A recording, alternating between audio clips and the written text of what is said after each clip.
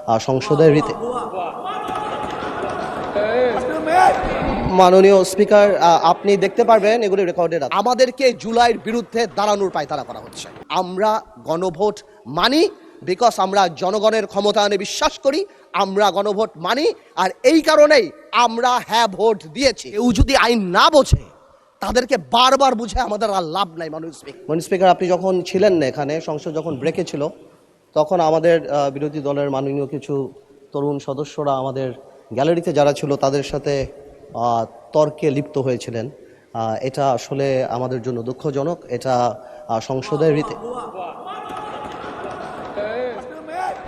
মাননীয় স্পিকার, আপনি দেখতে পারবেন এগুলি রেকর্ডেড আছে, আপনি দেখতে পারবেন। আমি এটাই বলার চেষ্টা করছি, আমি খারাপ বলছি না, আমি বলছি যে আমাদের জুলাই যোদ্ধাদের সাথে ডিল করার জন্য আরও অনেক ধৈর্যের পরিচয় দিতে হবে। আমরা আর কিছুই বলি নাই, আমি আপনাকে খারাপ কিছু বলছি। আমি বলছি যে ওনারা যেহেতু আহত, ওনারা নিহত, they paid the price, we are here, এই কারণে আমাদের সহ্য ক্ষমতা আরও বাড়াতে হবে। আমি এই ব্যাপারে এইটাই বলছি, এর চেয়ে বেশি কিছু বলে নাই। যাক, অনেকগুলি ব্যাপার আসছে। মাননীয় সংসদ সদস্য আক্তার সাহেব আমার নাম নিয়ে বলেছেন, শুধু আমি একটু আনসার করি। কোয়াজাই কনস্টিটিউশনাল ব্যাপারে একটা কথা আসছে, যে আমি বলেছিলাম কোয়াজাই কনস্টিটিউশনাল ব্যাপারটা ছিল। আসলে কোয়াজাই কনস্টিটিউশনাল ব্যাপারটা তো ছিল, এখন নেই। ওটা ছিল বলেই তো কনস্টিটিউশনের কিছু কিছু পার্ট আমরা সে সময় নিয়েছিলাম মাননীয় স্পিকার। কারণ এই সংবিধান তো বলে নাই যে কোনো দেশ থেকে প্রধানমন্ত্রী ভেঙে গেলে কি করা যাবে।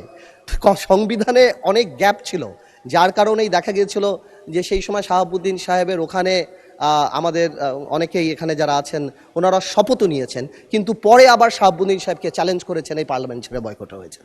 তো এই ব্যাপারগুলি তো ছিল। আমরা তো সেই সময় এই জিনিসটাকে ম্যানেজ করার জন্য একটা সিচুয়েশন ক্রিয়েট করতে চেয়েছিলাম। একটু টাইমটা তো বাড়ায় দিবে বলো তোমার স্পিকার। আরেকটা কথা, 1 মিনিট আপনার শেষ হয়ে গেলে আরেক মিনিট বলতে পারবেন। Thank you.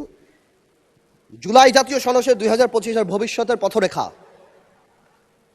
আমি আগেও যা বলছি এখনও তা বলছি, আমি আগেও বলি না, এখন সবসময় বলি যে যেই সংবিধান জনগণের কথা বলে না, জনগণ সেই সংবিধান ছুঁড়ে ফেলে দেবে।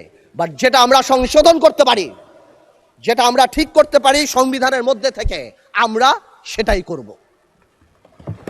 আর এই ভবিষ্যতের পথরেখার আরেকটা কথা বলে দিতে চাই মাননীয় স্পিকার, এই পথরেখায় আমরা সবাইকে সাথে নিয়ে চলতে চাই এই পথে, এবং যখন চলতে চাই আমরা গণতন্ত্রকে আপলিফট করে চলতে চাই।